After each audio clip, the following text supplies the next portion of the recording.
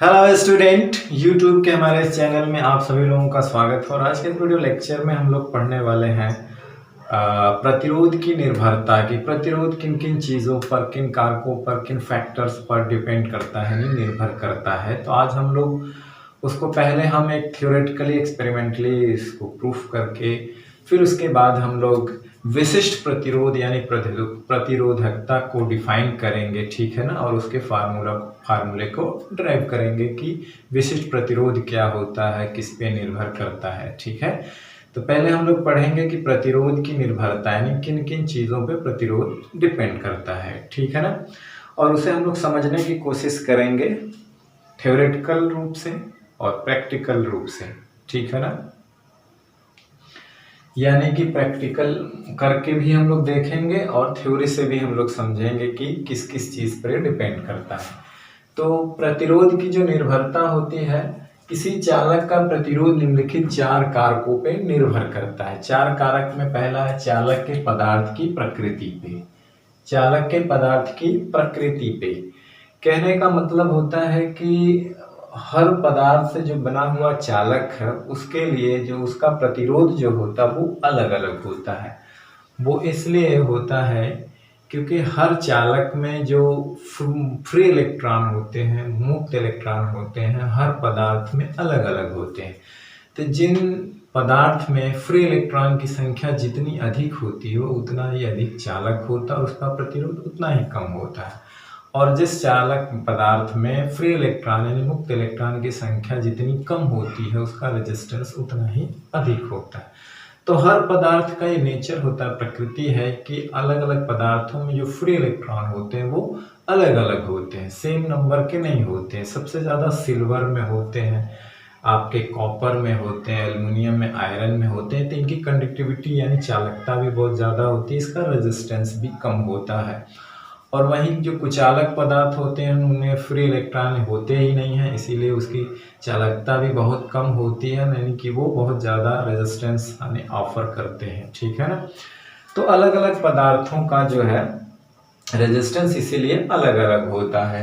और यहाँ पे आप जो ये वायर है ये भी हमने जो इसके पहले शो किया था, बाय एक्सपेरिमेंटल सत्यापन किया था उनके नियम को, तो वही यहाँ सेटअप है। अब ये वायर जो है आप सेम लेंथ का और सेम थिकनेस मोटाई का लें, लेकिन अलग अलग मटेरियल का अगर यहाँ पे हम लगा के देखेंगे तो V/I जो होता है वो अलग अलग आता है। तो इसका मतलब होता है कि हर पदार्थ का रेजिस्टेंस क्या होता है, डिफरेंट होता है।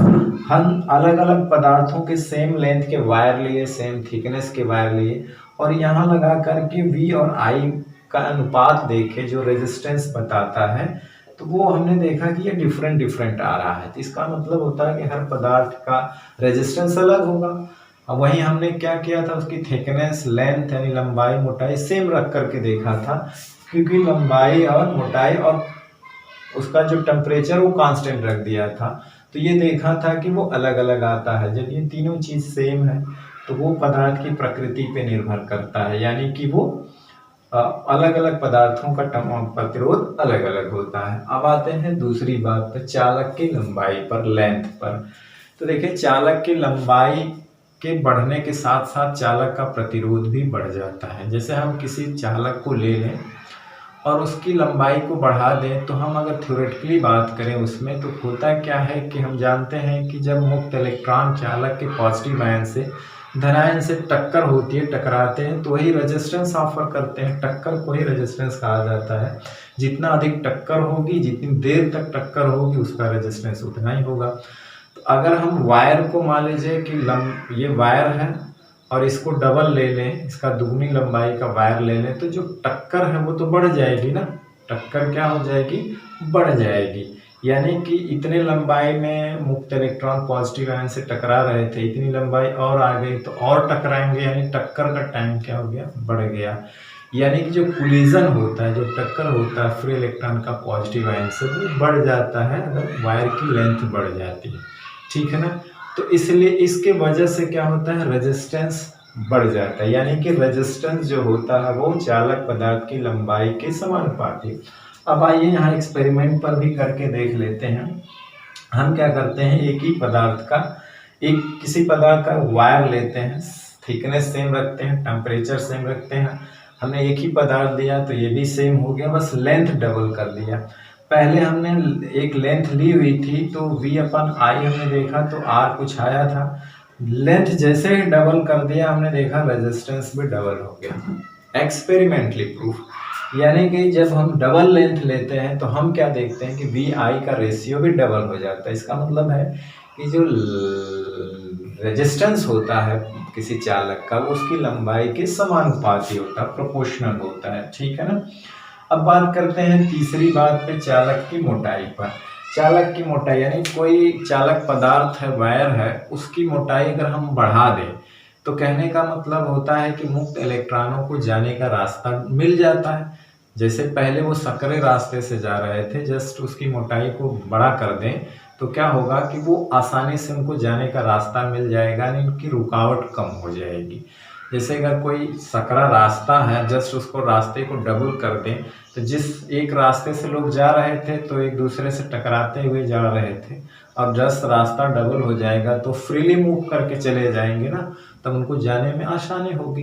तो उसी तरह से जब हम एरिया, क्रॉस सेक्शनल एरिया, यानी ये वायर की क्रॉस सेक्शनल एरिया, अनुप्रस्थ काट क्षेत्रफल ये होता है, इसको हम बढ़ा देंगे तो फ्री इलेक्ट्रॉन को जाने का रास्ता मिल जाएगा, वो आसानी से मूव कर जाएंगे।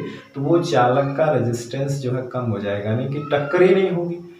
भाई भीड़ भाड़ में ही टक्कर होती है ना, जब गैपिंग हो जाएगी तो फ्री इलेक्ट्रॉन पॉजिटिव आयन से टकराएंगे नहीं और आराम से मूव कर जाएंगे, यानी कि जो चालक का रेजिस्टेंस जो है घट जाएगा, यानी कम ऑफर होगा। जब टक्कर होगी नहीं तो रेजिस्टेंस उत्पन्न नहीं होगा। इसका मतलब है कि मोटाई अगर हम इंक्रीज कर दें तो रेजिस्टेंस घट जाता है। इसका मतलब है किसी चालक का प्रतिरोध उसके क्रॉस सेक्शनल एरिया में उसकी मोटाई के व्युत्क्रमानुपात में होता है। अब यहाँ पे आकर देखिए, हम कोई वायर लेते हैं सेम मटेरियल का और एक निश्चित लेंथ का लेते हैं और टेम्परेचर फिक्स रखते हैं, और मटेरियल हमने कोई एक ले लिया तो ये भी फिक्स हो गया, बशर्ते उस वायर की मोटाई दूना कर देते हैं, मतलब वायर को मोटा ले लेते हैं।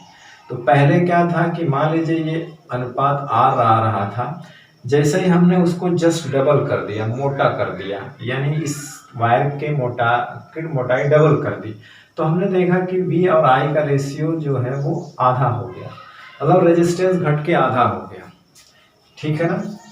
घट के क्या हो गया, आधा हो गया। कहने का मतलब है कि मोटाई जो है बढ़ाने से क्या होता है, रेजिस्टेंस का मान घटता है। तो हमने थ्योरेटिकल भी बात की, एक्सपेरिमेंटल भी बात की, ठीक है ना, कि घट जाता है। ठीक, अब आते हैं चालक के ताप पर। तो इतना यहाँ पे ये जानिए कि चालक की मोटाई बढ़ने से रेजिस्टेंस घटता है।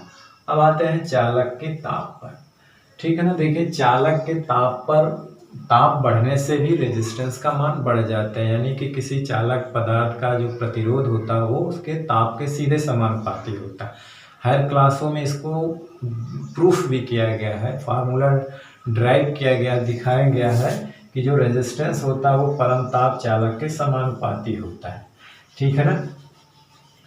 तो होता क्या है कि जब हम किसी चालक का ताप बढ़ा देते हैं तो क्या होता है कि जो फ्री इलेक्ट्रॉन एनर्जेटिक हो जाते हैं, मानो उनको एनर्जी मिल जाती है, तो उनका जो रैंडम मोशन होता है, अनियमित गति, वो बहुत बढ़ जाती है, बहुत तेजी से इधर उधर जाने लगती है। तो जाहिर सी बात है, जब उनका रैंडम मोशन बढ़ जाएगी तो टक्कर भी बढ़ जाएगी, तब उनका जो कोलिजन होगा पॉजिटिव आयन से वो भी इंक्रीज कर जाएगा। तो कोलिजन बढ़ जाना, तो जितना अधिक कोलिजन बढ़ जाएगा उतना ही रेजिस्टेंस बढ़ जाएगा, उतना ही अधिक क्या हो जाएगा, रेजिस्टेंस बढ़ जाएगा। तो इसीलिए चालक का ताप बढ़ाने से जो फ्री इलेक्ट्रॉन का जो कोलिजन होता है वो बढ़ जाता है, उनकी रैंडम मोशन बढ़ जाती है और रेजिस्टेंस बढ़ जाएगा, क्योंकि कोलिजन को ही रेजिस्टेंस कहते हैं। अवरोध को जितना अधिक कोलिजन होगा उतना अधिक उसका प्रतिरोध होगा। तो ताप बढ़ाने से उनकी रैंडम मोशन बढ़ती है, अनियमित गति की वजह से कोलिजन बढ़ जाता है, टक्कर बढ़ जाती है, रेजिस्टेंस बढ़ जाता है। और यहाँ पर भी वही हुआ कि हम एक ऐसा वायर लें, यानी कि यहाँ पे हमने वही वायर, वही सी लेंथ का, उसी प्रकृति का, उसी पदार्थ का, सेम लंबाई सेम मोटाई का ले करके बस एक काम हमने किया कि पहले इसका रेजिस्टेंस देख लिया, मान लीजिए आ रहा है, फिर हमने क्या किया कि इसी वायर को हीट करके लगाया वहाँ पे, ठीक है ना। गर्म करके मतलब हीट करके लगाया, फिर उसका रेजिस्टेंस हमने देखा तो क्या हुआ, बढ़ गया। जानते हैं ना कि जो बल्ब होता है, बल्ब के फिलामेंट का रेजिस्टेंस जब वो ग्लो कर रहा है और बल्ब के फिलामेंट का रेजिस्टेंस जब वो ठंडा है, ग्लो नहीं कर रहा है, दोनों का रेजिस्टेंस डिफरेंट आएगा। जब वो ग्लो कर रहा होगा तो रेजिस्टेंस उसका इंक्रीज कर जाता, बढ़ जाता, और जब बल्ब का फिलामेंट ठंडा होता है तो उसका रेजिस्टेंस बहुत कम होता है। तो इसीलिए ये डिपेंड करता है टेम्परेचर पे। टेम्परेचर के घटने बढ़ने से रेजिस्टेंस किसी चालक का घट बढ़ सकता है। चालक का ताप बढ़ाने से बढ़ जाएगा, घटाने से घट जाएगा। तो ये 4 फैक्टर हमने इसको थ्योरेटिकली भी देखा और एक्सपेरिमेंटल से भी देखा करके कि ये सही हो, ठीक है ना, कि इन चारों पे किस टाइप का निर्भर होता है। अलग अलग पदार्थ का प्रतिरोध अलग अलग, चालक की लंबाई के समानुपाती, मोटाई के व्युत्क्रमानुपाती, ताप के समानुपाती होता है, ठीक है ना। अब प्रतिरोध की निर्भरता के बाद अब हम लोग बात करते हैं विशिष्ट प्रतिरोध। विशिष्ट प्रतिरोध क्या होता है और कैसे उसके फार्मूले को ड्राइव करेंगे और कैसे उसकी हम डिफिनेशन देते हैं। तो आइए आगे हम लोग पढ़ते हैं विशिष्ट प्रतिरोध। तो हम कहते हैं कि यदि किसी चालक की लंबाई L और उसका अनुप्रस्थ क्षेत्रफल कैपिटल, अनुप्रस्थ क्षेत्रफल में मोटाई, यदि किसी चालक की लंबाई L तथा अनुप्रस्थ क्षेत्रफल क्या हो, कैपिटल A हो, तो अभी हमने एक्सपेरिमेंटली थ्योरेटिकली दोनों बात किया है कि किसी चालक का प्रतिरोध लंबाई और उसकी मोटाई पे किस प्रकार डिपेंड करता है। तो चालक का प्रतिरोध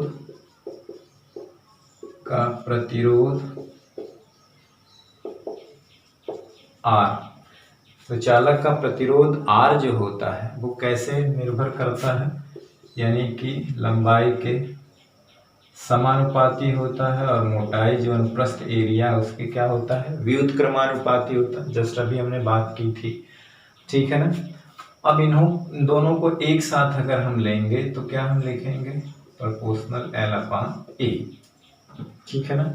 अब हम क्या करते हैं कि जब इसकी प्रोपोर्शनैलिटी का निशान लगाते हैं तो ये एक कांस्टेंट आता है, ठीक है ना, यहाँ पे एक कांस्टेंट से गुणा करते हैं, तो वो उसको हटाएंगे तो एक कांस्टेंट लाएंगे। ये हमने एक कांस्टेंट लिया जिसको हम लोग कहते हैं रो, और ये रो क्या है, एक समानुपातिक नियतांक है जिसे किसी चालक पदार्थ का विशिष्ट प्रतिरोध कहते हैं, किसी चालक पदार्थ का विशिष्ट प्रतिरोध कहते हैं, ठीक है ना। इसे हम लोग क्या कहते हैं, लिखेंगे कि जहां पे क्या है, जहां पे रो, इसको हम लोग रो बोलते हैं, ठीक है ना, एक समानुपाती नियतांक है, एक समानुपाती नियतांक, क्या है, नियतांक, ठीक है ना, जिसका मान क्या होता है, चालक के पदार्थ पर निर्भर करता है। नियतांक है जिसका मान चालक के पदार्थ पर निर्भर करता है, चालक के पदार्थ पर निर्भर करता है, मतलब जहां रो एक समानुपातिक नियतांक है जिसका मान चालक के पदार्थ पर निर्भर करता है, ठीक है ना। चालक के आकार पर नहीं, यानी कि चालक के आकार आकृति पर निर्भर नहीं करता, ना उनके अनुप्रस्थ क्षेत्रफल पर निर्भर करता है और ना ही उसकी लंबाई पर निर्भर करता है, ठीक है ना। चालक की लंबाई अनुप्रस्थ काट क्षेत्रफल पर निर्भर नहीं करता है ना, निर्भर करता है चालक की लंबाई तथा अनुप्रस्थ काट क्षेत्रफल पर निर्भर नहीं करता है, ठीक है ना। अलग अलग पदार्थों का विशिष्ट प्रतिरोध अलग अलग होता है, अलग अलग चालक पदार्थों का विशिष्ट प्रतिरोध क्या होता है, अलग अलग होता है, सबका एक नहीं होता। और इस नियतांक को हम लोग क्या कहते हैं, इस नियतांक को हम चालक पदार्थ का विशिष्ट प्रतिरोध अथवा प्रतिरोधकता कहते हैं। यहाँ पे लिख सकते हैं कि इस नियतांक को इस नियतांक को चालक पदार्थ का विशिष्ट प्रतिरोध, ठीक है ना, इस नियतांक को चालक का विशिष्ट प्रतिरोध अथवा प्रतिरोधकता कहते हैं, प्रतिरोधकता कहते हैं। ये बात आप चाहे तो यहीं पे लिख सकते थे कि जहाँ रो एक समानुपातिक नियतांक है जिसे चालक का विशिष्ट प्रतिरोध अथवा प्रतिरोधकता कहते हैं। स्पेसिफिक रेजिस्टेंस या रेजिस्टिविटी जिसे रो से रिप्रेजेंट करते हैं, ठीक है ना। तो ये नियतांक जो होता है सिर्फ चालक का गुण नहीं है बल्कि उसके पदार्थ का गुण होता है। हर पदार्थ का अलग अलग होता है, ठीक है ना। और ये चालक की लंबाई अनुप्रस्थ क्षेत्रफल पे निर्भर नहीं करता है।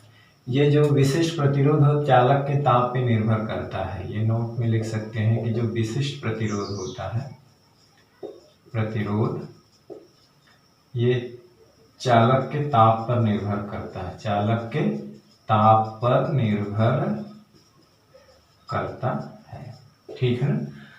टेम्परेचर पे डिपेंडेंट है लेकिन लंबाई और उसकी मोटाई पे यानी कि उसके आकार पे निर्भर नहीं करता, उसके साइज पे डिपेंड नहीं करता। हर पदार्थ का विशिष्ट प्रतिरोध अलग अलग होता है, ठीक है ना। जैसे हम किसी कॉपर का वायर ले लें तो कॉपर के वायर का विशिष्ट प्रतिरोध तो सेम रहेगा।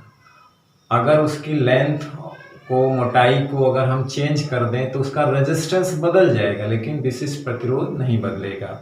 जैसे सवाल पूछा जाता है कि कोई कॉपर का वायर है जिसका रेजिस्टेंस R है और उसकी लेंथ को काट के आधा कर दिया गया या उसको मोटा कर दिया गया, डबल कर दिया गया, तो बताइए इसका विशिष्ट प्रतिरोध कितना होगा। तो विशिष्ट प्रतिरोध उतना ही होगा जितना पहले था, यानी कि वो उस पदार्थ का गुण है, उसकी लंबाई मोटाई पे डिपेंड नहीं करता है। लंबाई मोटाई पे डिपेंड उसका रेजिस्टेंस करता है, ठीक है ना। विशिष्ट प्रतिरोध जो होता है एक विशिष्ट गुण होता है जो पदार्थ का एक्चुअल गुण होता है, कैरेक्टरिस्टिक प्रॉपर्टी, अभिलाक्षणी गुण होता है। वो पदार्थ का कुछ भी कर डालें वो चेंज नहीं होता है। लंबाई चौड़ाई बदल देने से नहीं बदलता है। हाँ, लंबाई चौड़ाई बदलने से, ताप बदलने से रेजिस्टेंस जरूर बदलता है लेकिन विशिष्ट प्रतिरोध नहीं बदलता है। उसका एक अपना विशेष गुण होता है जो उसके पदार्थ पे ही डिपेंड करता है। हर पदार्थ का अलग अलग होता है, ठीक है ना। अब हम लोग बात कर लेते हैं इसकी डिफिनीशन को हम डिफाइन करते हैं इसको रेजिस्टेंस के फॉर्म में, ठीक है ना। अब हम लोग विशिष्ट प्रतिरोध को डिफाइन करते हैं उसी के फार्मूले से, ठीक है ना। अभी हमारा फार्मूला क्या आया था, हमने देखा था, ये आया है R = ρL/A, ये आया था। तो हम ये मान लेते हैं कि यदि लंबाई मान लीजिए 1 मीटर हो और अनुप्रस्थ क्षेत्रफल 1 मीटर स्क्वायर हो तो सूत्र R = ρL/A से। तो जब L और A 1 हो गया तो ρ = R हो जाएगा, ठीक है ना। तो हम इसके फॉर्म में इसकी डिफिनीशन क्या देते हैं, कहने का मतलब है कि यदि किसी चालक के पदार्थ का विशिष्ट प्रतिरोध इसके एकांक लंबाई तथा एकांक अनुप्रस्थ क्षेत्रफल वाले तार के प्रतिरोध के बराबर होता है, तार के प्रतिरोध के बराबर, ठीक है ना। यानी कि किसी चालक का जो विशिष्ट प्रतिरोध होता है उसके प्रतिरोध के बराबर होगा यदि चालक की लंबाई एकांक हो और उसका अनुप्रस्थ क्षेत्रफल भी क्या हो, एकांक हो। तो वही बात लिखी है, चालक के पदार्थ का विशिष्ट प्रतिरोध इसके एकांक लंबाई तथा एकांक अनुप्रस्थ क्षेत्रफल वाले तार के प्रतिरोध के बराबर होता है, ठीक है ना। ये इसकी डिफिनीशन है, ठीक है। अक्सर ये पूछा जाता है कि विशिष्ट प्रतिरोध को डिफाइन करिए, तो आप इस तरह से डिफाइन करेंगे। अब आइए इसके मात्रक के बारे में। तो विशिष्ट प्रतिरोध का जो एसआई मात्रक होता है वो ओम मीटर होता है। आप जानते हैं यहाँ से अगर रो निकालें तो RA/L आएगा। अब जानिए इसका मात्रक ओम होता, A का मात्रक मीटर स्क्वायर होता और L का मात्रक मीटर, मीटर कट गया तो आएगा ओम मीटर, जिसको हम लोग ओमेगा मीटर कहते हैं। इसको हम लोग क्या कहते हैं, ओमेगा मीटर हो जाएगा। ओम मीटर, ओम को ओमेगा से प्रदर्शित करते हैं। अगर लंबाई जो है तार की सेंटीमीटर में दिया है तो इसे ओम सेंटीमीटर भी कहते हैं। क्या कहते हैं, ओम सेंटीमीटर भी, ठीक है ना। तो इसका मात्रक ओम सेंटीमीटर भी होता है, ठीक है। अब देखिए इसमें क्या है कि अगर मान लीजिए क्या है कि अगर कह दे कि किसी चालक की प्रतिरोधकता, अगर ये बात कहे कि अगर किसी पदार्थ की प्रतिरोधकता जो है इतनी ओम सेंटीमीटर है, क्या है, ओम सेंटीमीटर, किसी चालक की प्रतिरोधकता यानी रो कह दे कि इतनी है, ठीक है ना, तो आप इससे क्या अंदाजा लगाएंगे, यानी उससे पूछेगा सवाल में कि इससे क्या तात्पर्य है। तो इसका तात्पर्य क्या है कि किसी पदार्थ की जो प्रतिरोधकता है इतनी ओम सेंटीमीटर, इससे तात्पर्य है कि उस पदार्थ से बने तार की लंबाई 1 सेंटीमीटर हो और उसका अनुप्रस्थ क्षेत्रफल क्या हो, 1 वर्ग सेंटीमीटर हो। तो चालक का प्रतिरोध कितना हो जाएगा, इतना ओम हो जाएगा। ये इससे निष्कर्ष निकलता है, ठीक है ना।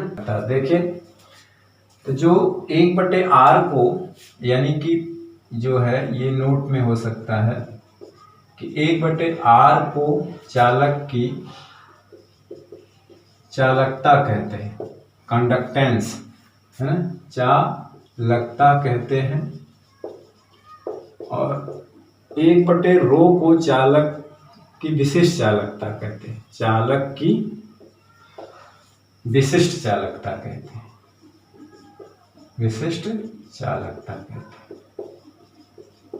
अब देखिए इसका मात्रक तो ओम इनवर्स हो जाएगा, 1/r, r का मात्रक ओम होता है, तो इसका मात्रक क्या हो जाएगा, चालकता की, है ना, चालकता कहते हैं। और विशिष्ट चालकता का मात्रक क्या होता है, तो विशिष्ट चालकता का मात्रक जो होता है, अगर हम बात करें विशिष्ट चालकता का मात्रक क्या हो जाएगा, ओम इनवर्स और मीटर इनवर्स, क्योंकि रो का मात्रक ओम मीटर होता है, इसी को इनवर्स कर दीजिए, ठीक है ना।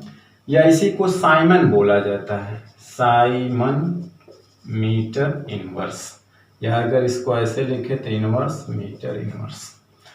और चालकता का मात्रक क्या होता है, चालकता का मात्रक जो हो जाएगा वो ओम इनवर्स होगा, ठीक है ना, जिसको हम लोग साइमन भी कहते हैं, ठीक। ओम इनवर्स को साइमन कहा जाता है, सीमेन, ठीक। तो ये एडवांस चीजें थी, इस पर ज्यादा ध्यान नहीं देंगे तो कोई बात नहीं है, लेकिन विशिष्ट प्रतिरोध के बारे में जो हमने बताया उसको याद रखिएगा। एक चीज और है यहाँ पे, विशिष्ट प्रतिरोध की उपयोगिता के आधार पर ही हम लोग पदार्थों का अलग अलग कामों के लिए उसका उपयोग में लाते हैं। तो हम लोग विशिष्ट प्रतिरोध की उपयोगिता के बारे में बात कर लेते हैं, ठीक है। तो हम जानते हैं कि सूत्र R = ρl/a से अगर एल और ए क्या है, कांस्टेंट रख दिया जाए तो R समानुपाती रो, यानी चालक का प्रतिरोध जो है चालक पदार्थ के विशिष्ट प्रतिरोध के समानुपाती हो। कहने का मतलब उच्च प्रतिरोधकता विशिष्ट प्रतिरोध के पदार्थ का प्रतिरोध भी ज्यादा होता है, और कम विशिष्ट प्रतिरोध वाले पदार्थ का प्रतिरोध भी कम होता है। तो कहीं कहीं हमें अधिक प्रतिरोध की जरूरत होती है और कहीं कहीं कम प्रतिरोध की जरूरत होती है। जैसे हमें कनेक्टिंग वायर की जरूरत होती है, जहाँ घरों में वायरिंग के लिए या जो घरों में हम वायरिंग कराने के लिए जो तार यूज करते हैं तो उनका प्रतिरोध कम रखा जाता है, जैसे कॉपर का, एल्युमिनियम का, सिल्वर का, इनका जो है विशेष प्रतिरोध कम होता है, जिसका प्रतिरोध भी कम होता है, तो इसीलिए वायरिंग में इसी का यूज किया जाता है ताकि इसका रेजिस्टेंस कम हो, तो हीट के रूप में जो विद्युत ऊर्जा का क्षय जो है बहुत कम होता है। और कहीं कहीं जरूरत होती है हमें उच्च प्रतिरोध की, तो उसकी उच्च प्रतिरोधकता वाले विशिष्ट प्रतिरोध वाले तार का उपयोग किया जाता है। तो जैसे कुछ मिश्र धातुओं के बने तार होते हैं, कांस्टेंटाइन, नाइक्रोम, मैग्नीट तार होते हैं। जैसे हमें रिवर्स धारा नियंत्रक बनाना हो, प्रतिरोध बॉक्स बनाना हो, बल्ब का फिलामेंट हो, हीटर का वायर हो, तो यहाँ हमें ज़्यादा रेजिस्टेंस की ज़रूरत होती है क्योंकि हमें विद्युत ऊर्जा को हीट में बदलना होता है, ठीक है ना। तो हाई रेजिस्टेंस की वजह से ही विद्युत ऊर्जा हीट में बदल जाती है, तो वहाँ उच्च प्रतिरोध के तार लगाए जाते हैं, ठीक है ना। जैसे कांस्टेंटाइन हुआ, मैग्नीन हुआ, नाइक्रोम हुआ, तो ये इसके वायर लगाए जाते हैं, तो ठीक है। तो चलिए आज का वीडियो लेक्चर में समाप्त करते हैं। आज हमने प्रतिरोध की निर्भरता और विशिष्ट प्रतिरोध और उसकी उपयुक्तता और मात्रक के बारे में डिटेल में जानकारी प्राप्त की। तो चलिए नेक्स्ट वीडियो लेक्चर में फिर आपसे मिलते हैं, तब तक पढ़ाई करते रहिए, पढ़ते रहिए। All the very best, thank you very much.